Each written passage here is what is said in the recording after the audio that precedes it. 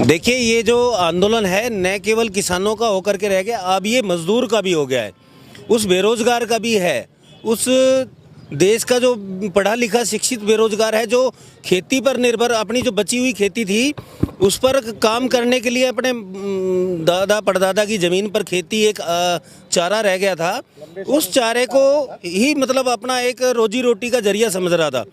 लेकिन आज सरकार ने जो ये कानून बनाए हैं, ये कानून उन बच्चों के, किसान के बच्चों के लिए भविष्य के ऊपर जो है ना आघात है। और ये लड़ाई अब जो है ना युवाओं की हो गई है। आप ये बताइए, कॉन्ट्रैक्ट फार्मिंग करा करके आज किसान को अपना ही मजदूर बनाने का जो ये कानून बनाया है, जब किसान को ही मजदूर बना देगा तो किसान अपने खेत पर काम करेगा। जो मजदूर आकर के खेत पर काम करते थे, उस दिहाड़ीदार मजदूर की तो ये समझ लीजिए कि वो तो मर जाएगा। तो जो बेरोजगारी है वो बेरोजगारी का, और आपको एक बात बता दूं मैं कि जो है ना ये कानून जो मोदी जी ने बनाया है, ये किसी भी तरीके से जायज़ कानून नहीं है और संविधान को धता बता करके इस कानून को बनाया गया है, बल्कि थोपा गया है किसानों के ऊपर। और किन के चक्कर में थोपा गया है? सिर्फ आप जानते हो, पूरा देश चिल्ली मार के कह रहा है अंबानी और अडानी के लिए, जिनके लिए आपको गौर से एक बात बता दूं, एफसीआई के जो गोदाम हुआ करते थे, उन गोदामों की जो ज़मीनें थी, वो ज़मीनें अडानी के नाम कर दी गई हैं कॉन्ट्रैक्ट पे। वो कॉन्ट्रैक्ट पे उन्होंने अपनी जो पहले मिट्टी के जो कोठे बनाया करते थे फसल को सेफ रखने के लिए, वो कोठे अब स्टील के कोठे बनाने के लिए बड़े बड़े कंटेनर बना दिए अडानी ने। बहुत सारी ज़मीनें एफसीआई की गवर्नमेंट के साथ मिलकर के ज़मीन एक्वायर कर ली अडानी ने।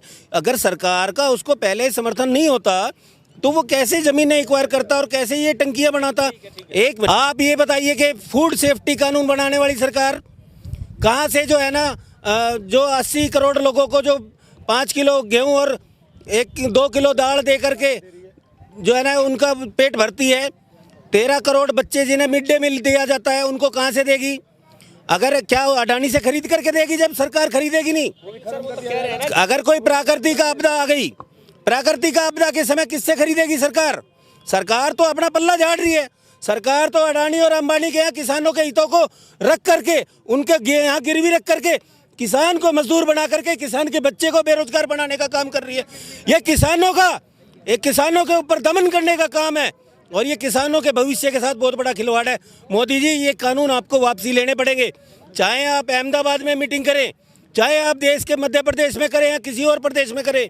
जब आप दुनिया भर के किसानों में जाकर के मीटिंग करते हैं, आप कहते हैं चौपालों में बात करेंगे। अरे आज दिल्ली के बॉर्डर पर आपके नज़दीक, आपके यहाँ 5 किलोमीटर की दूरी पे किसान बैठे हुए हैं। आप इन संगठनों को बुलाइए और इनसे वार्ता कीजिए, इनकी समस्या क्या है। आज 20 से ज़्यादा किसान अपनी जान गंवा चुके हैं, शहादत हो गई उनकी। उन्हें शहीद का दर्जा दिया जाए, उनके घर परिवारों को मुआवजा दिया जाए। हमारी ये मांग है, किसान एकता, किसान एकता।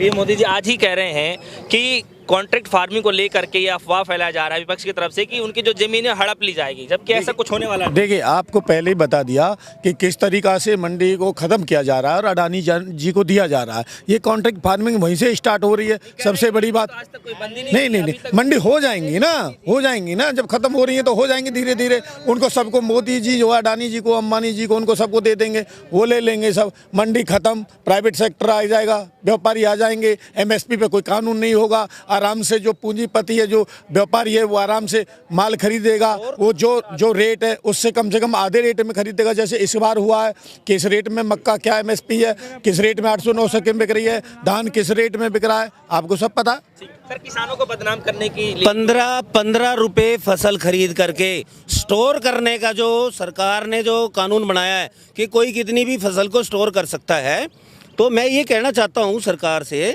कि जो स्टोर कर सकता है तो फिर वो 15 रुपए की फसल लेकर के 80 रुपए में बेचेगा तो कितना मुनाफा होगा अडानी का। जब आज वो अडानी और सरकार के जो है ना फेवर में आकर के कानून बनवा सकता है और भारी संख्या में किसान आज आंदोलन कर रहा है, तो आप समझिए जब इतना भारी मुनाफा वो कमा लेगा तो इस देश में क्या नहीं कर सकता। चाहे पूरा देश जो है ना आंदोलनकारी बन जाए, वो अपने अपने वायदों से, अपने हट से पीछे नहीं हटेगा और ये सरकार उसका पूरा समर्थन कर रही है, किसानों का दोहन कर रही है, शोषण कर रही है। कैसे देखते हैं आप? कह रहे हैं कि भ्रमित किया जा रहा है किसान। देखिए, प्रधानमंत्री जी ये कह रहे थे, मैं सुन रहा था, एमएसपी चालू है, एमएसपी चालू थी, एमएसपी चालू रहेगी। एमएसपी पर ये केवल प्रशासनिक व्यवस्था है।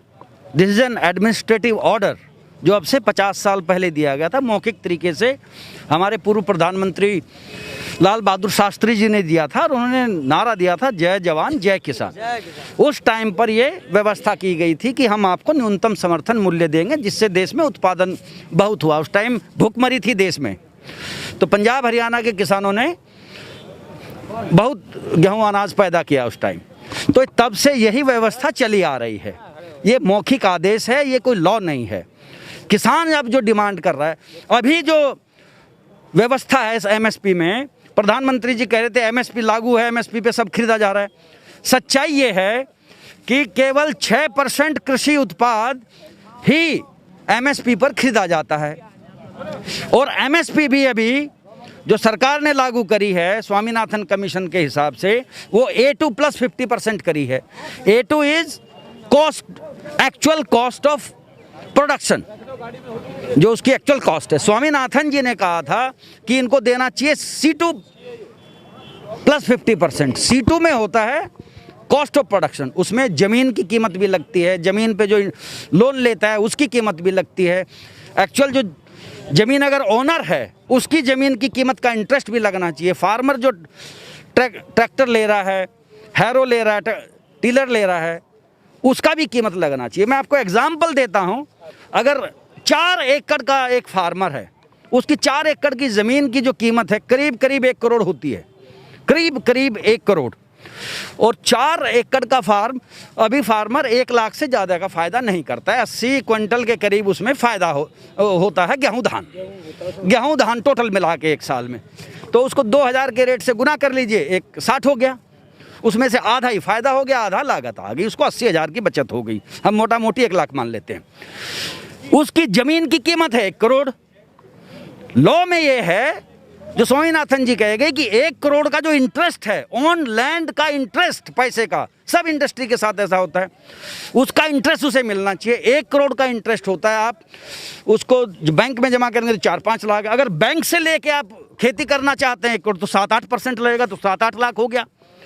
ट्रैक्टर खरीदेंगे 10 लाख का, उस पर इंटरेस्ट हो गया 10 लाख पे 1 लाख रुपए साल का। उसका डेप्रिसिएशन भी लगता है। 10 साल में ट्रैक्टर कह रहे हैं कि बंद, ट्राली बंद, ये बंद, तो 2 लाख। और उसका इनपुट तो 10-12 लाख का 4 एकड़ वाले को 1 साल में खर्चा है। स्वामीनाथन का कहना है उसको 10-12 लाख की इनकम होनी चाहिए। समझ गए आप? अभी होती है इनकम 1 लाख। इसका मतलब उसको फसल का जो एमएसपी है वो स्वामीनाथन के हिसाब से अब से कम 10 गुना मिलना चाहिए। गेहूं धान 20,000 रुपये क्विंटल होना चाहिए। हम यही कह रहे हैं, सब किसानों की मांग है एक, स्वामीनाथन का आप कानून बना दीजिए, C2 प्लस 50% पे उसका प्रोक्योरमेंट हो जाए और इसको कानूनी जामा पहना दीजिए। ये तो मौखिक आदेश है अभी तक। Why doesn't he make a law on this? इस पर कानून बना दे, अध्यादेश जारी कर दें और इसको लॉ बना दीजिए। कानून नहीं है एमएसपी का कानून। और ये जो तीनों कानून जो हैं, ये कानून है प्राइवेट कॉरपोरेट के फेवर में। कॉरपोरेट जिस रेट में तय करेगा किसान से, उस रेट में खरीदेगा। किसान तय नहीं करेगा रेट, एक तो ये है उसमें। दूसरा, वो अनलिमिटेड भंडारण करेगा। अनलिमिटेड भंडारण भी किसान नहीं करता, उसका तो घर छत चूती है, वो वहाँ रख ही नहीं सकता 5-10 क्विंटल से ज़्यादा। ना वो अगले भंडारण करके बेच सकता है 6 महीने बाद। उसके बाद तो 10 क्विंटल है, 20 क्विंटल है, 50 क्विंटल है, 100 क्विंटल है, उसको तो वो बेच के अगली फसल बोनी होती है बेचारे को। नहीं तो वो कहाँ से लाएगा? बैंक से लोन लेगा। फिर तीसरा, किसान कहीं बेच नहीं सकता, उसके पास तो बुग्गी होती है। बुग्गी जो 4-5 किलोमीटर नहीं चलता उसको दौड़ा देता है FCI। ज़्यादा से ज़्यादा ट्रैक्टर होता है उसके पास। कहाँ कहीं है कि यहाँ से बेंगलोर भेज दो जी, बॉम्बे भेज दो जी, विदेश। किसान के पास क्या ये एंड्रॉयड फ़ोन है, सॉफ्ट ये वाला फ़ोन है, E-ट्रेडिंग है, उसको E-ट्रेडिंग की स्पेलिंग नहीं पता, उसको फ्लिपकार्ट की स्पेलिंग नहीं पता, उसको मुंबई की स्पेलिंग नहीं पता। वो कैसे मुंबई जाएगा, कैसे बेचेगा? वो तो ट्रेडर का ही काम है। तो फार्मर को हमारा उनसे कहना है कि फार्मर को फार्मिंग करने दीजिए। जो बीज का मैन्युफैक्चर है वो मैन्युफैक्चरिंग का काम करेगा, जो ट्रेडर ट्रेडिंग का काम करेगा। फार्मर कैसे ट्रेडर बन जाएगा? वो खेती करेगा कि उसको ट्रेडर बनाना चाह रहे हो?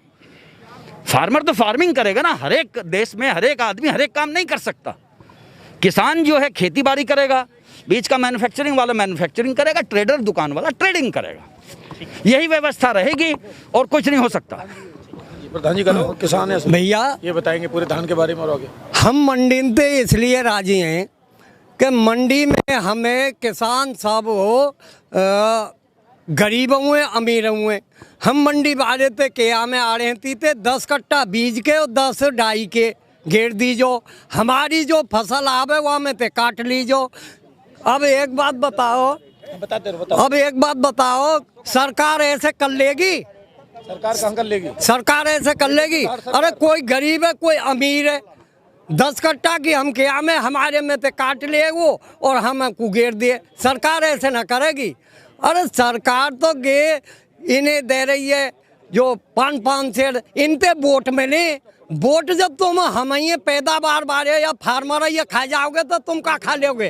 हमें वोट कौन देगा? है और कौन वोट देगा? तुम्हारी सरकार भाई एक बात बता, सरकार तो हमें तो बनाने वाले हैं, हमें उतारने वाले हैं। किसान बनाने वाला, किसान उतारने वाला। हमने के यही लैया तो बनाए कि भाई के मोदी जी हम ये चाहें कि कानून हमें अच्छा ना लग रहा, कानून बने, ये हमें कानून अच्छा ना लग रहा। हम तो भैंसा बुग्गी थे अपनो नियम खत्म हो, FCI के कांटे लगे और क्या कहें, जब जो 10-5 किसान जो ताकतवर हैं वो अपने गेहूं ने दे दे, बाकी क्या बारदान होने बैठो सब मंडी में बिके और हम मंडी में बिके। हम तो 10 साल से बेकता रहे, व्यापारी बेच रहे, चाहे मंदो जा चाहे तेज जाओ, हम तो यही में खुशी हैं।